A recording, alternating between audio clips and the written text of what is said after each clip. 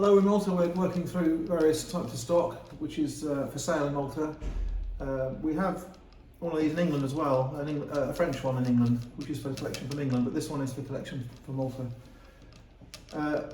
People call them apprentice pieces, people call them sample chests, people call them doll's house chests, people call them child's chests.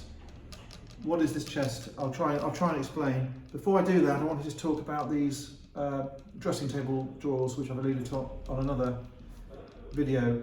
In England, there was something called Duchess dressing tables. They had a shape front, two banks of pairs of drawers at each side, a mirror. And what happened in England is people would take the drawers off, put legs on them, sell them as a mini chest, sell them as an apprentice chest. Often they're Victorian with rounded corners with knobs, and they would make a simple base. So that gave the dealer an opportunity to sell two chest of drawers, the mirror, and then the dressing table, which no one uses anymore. The dressing table became a desk. So watch out for phony small chests of drawers. Obviously watch out for reproduction ones as well. The Chinese are making them now. They're making them out of MDF. They spray them with white paint, with grey paint, with dark green, with duck egg blue. There are repro ones. There are adapted ones. And then there are the actual chests made as miniature chests of drawers. This is Maltese shape. You have a splayed side, they're angled.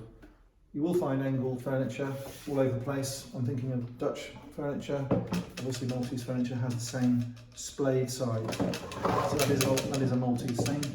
It has a semi-Maltese cross. It's not a proper Maltese cross, but it's on Malta, it's going to be a Maltese cross. Now the age. Actually, before we do the age, I'll just finish the use. In England they used to say, oh, it's an apprentice piece, oh, it's an apprentice piece. A cabinet maker would say to a trainee, make me a small chest of drawers to show you can make it. And of course, there were apprentice pieces. More often, there were sample pieces. So a cabinet maker would have a mini version of his finished product, but they wouldn't have two drawers, they'd have three or four. And the cabinet maker would take it to the house and say, would you like one of these? Would you like it? How big would you like it? How many would you like? So there's apprentice pieces, there's sample pieces, then there was doll's house pieces. You did actually get in England doll's houses very, very big. You could walk into them. Is it a doll's house piece? Possibly. It's not in Malta. There would have been a few big ones, but not many. I don't think it's a doll's house piece. It's a child's piece. Has someone made it for their child for a Christmas present? For a girl to keep her makeup in, has a man made it for his wife to keep her jewellery in? Possibly. Casket, jewellery box, possibly. I think this is made by a family member for another family member. It's possibly made as an item to sell. I think it's more likely to be made for someone for their own family. It could have been made for a child. Sometimes you see academic pieces, tuition pieces made in a school, and sometimes in England you find things made by children. It's too difficult, this one, there's too much skill. You've got a pine carcass, you've got birdseye maple, a box with effect stringing, cross-banding, moulding, shaped apron. There's too much skill for it to be made by a child. Age. It's made of, there's no plywood in it, which is a nice thing. But that doesn't make this really antique. It is antique, it's not really antique. And as I said again in other videos, you always have the inclination to give it an older date than it is. You have to get over that. Because it doesn't ascribe to the value as much as it once did. Age used to be key to the value, but now it is not irrelevant, but it's more important to date things correctly. For the sake of dating it correctly. You don't need to date it early to make it worth more, it doesn't make a lot of difference. Whether this is Victorian or Edwardian or 50s, it doesn't matter. Age-wise, value-wise, it doesn't really matter. If it was 18th century, of course it would matter, if it was really old, but even if this was made in the 50s, it's still old. That filler is a modern filler.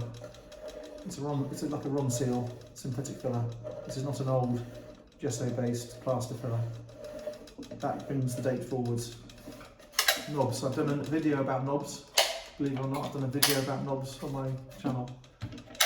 These are modern ring pulls, they're Regency style, but they're not Regency, they're 1960s. And you could go into a hardware shop and you could literally buy a box full for £4 or £5, you know, 60 or 70. So these are reproduction 1960s pulls. And again, if you look at the video, you'll understand what I'm talking about. There's no pinholes or knob holes. So this was, as there's only one hole, that's the original knob. That's very telling. This chest of drawers was made out of old materials in a fairly traditional manner in 1960, 50, 60, possibly 70. I think it was made by a reasonably skillful carpenter. You have the veneer. You can't just start and do that from scratch. You have to know how to do it. You could call it marquetry, I suppose. Birdseye maple. So small chest of drawers. It is a Maltese chest of drawers on the sides. It doesn't have the Maltese cabriole legs. It has a simple, you could call it a spade foot, I suppose. Now, price. These are horrendously expensive. You know, there is such great demand for small chest of drawers. Now, it's not just because it's a Maltese chest of drawers, and Maltese chest of drawers is expensive. Even in England, we've got a French mini chest of drawers in England. Even in England, a small chest of drawers is worth a fortune. These are horrendously expensive, just be pre-warned, you'll be shocked. It's a lovely decorative item, quite a useful item. There are not many around. There's not many Maltese ones. It's on our website for sale. I hope I've got across some of the features. As I say, I'm glad there's no plywood in it. Usually in these later ones you get plywood. They cheat and they especially use plywood on the bottom of the drawers. But this is no plywood, so it's a reasonably faithful effort. Apart from the handles, I would have liked it to have 3 drawers, but it's got 2. There we are. I hope I've got across some of the issues facing your choices when you buy miniature chest of drawers. And if you want to buy a Maltese chest of drawers, that is for sale. Thanks a lot.